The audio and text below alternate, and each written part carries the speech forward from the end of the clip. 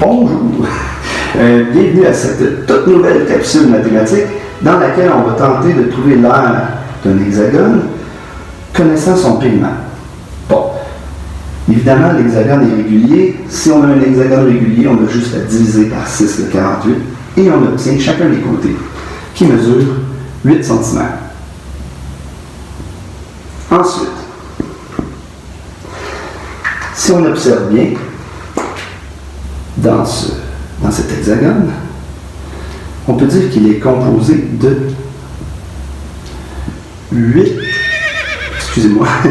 6 triangles équilatéraux.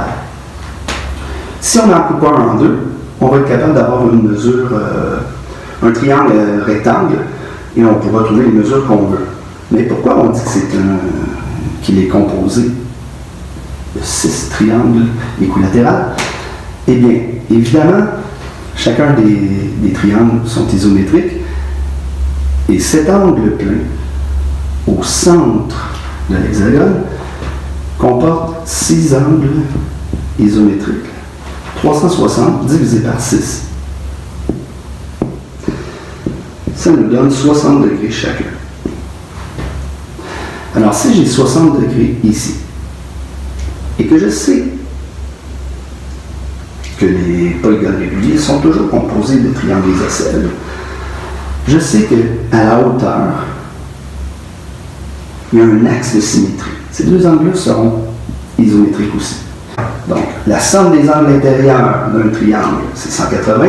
J'enlève 60, j'obtiens 120. Et comme c'est symétrique, mon 120 degrés, je le divise par 2 pour obtenir aussi 60 degrés pour les deux autres angles. Alors, si ce triangle est équiangle, il est nécessairement équilatéral. Ce que je viens d'écrire, c'est la même chose dans chacun des triangles. Alors, je vais me déplacer ici. Je sais que j'ai 8 tout le tour du triangle. Chaque côté mesure 8. Alors, je vais en mettre un ici. Comme l'angle droit est ici, n'oublions pas que le 180 degrés ici a été coupé de façon symétrique, ce qui donne 90 degrés. Je sais que ce côté-là mesure 8. J'en prends la moitié parce que c'est symétrique. On a 4 cm chaque côté de la hauteur. Et on sait que cette hauteur-là, la hauteur du triangle équilatéral, c'est l'apothème de l'hexagone. En plus, je peux dire que l'apothème ici, c'est aussi la grande cathète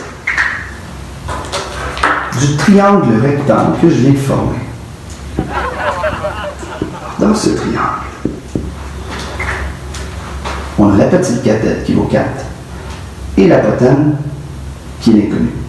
Ces deux-là, on va prendre la somme de leurs carrés et on trouvera le carré de l'hypoténuse, qui est toujours opposé à l'angle droit. Écrivons cette relation de Pythagore.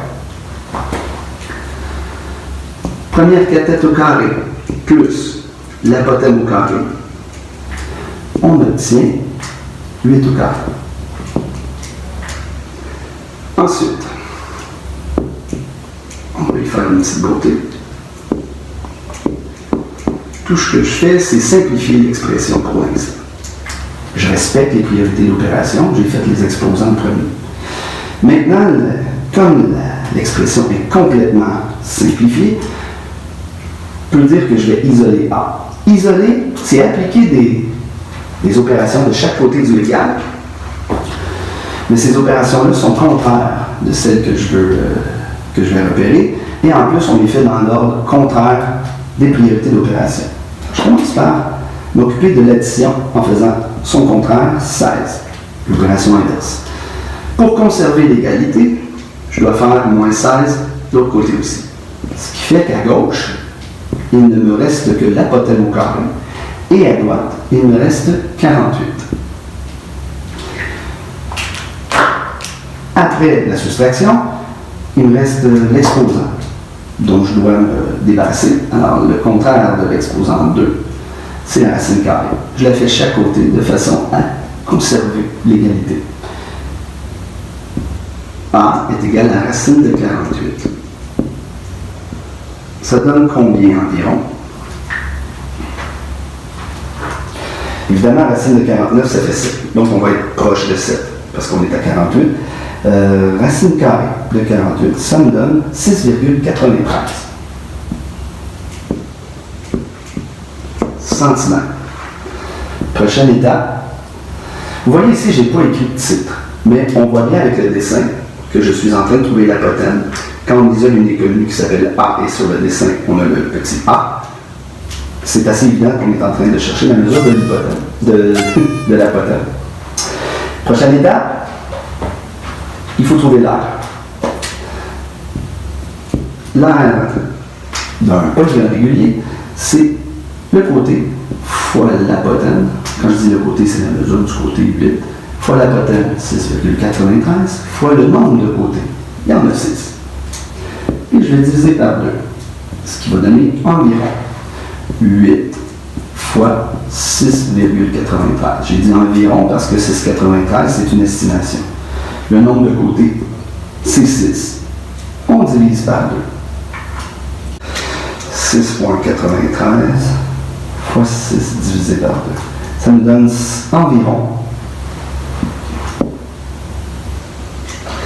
166,32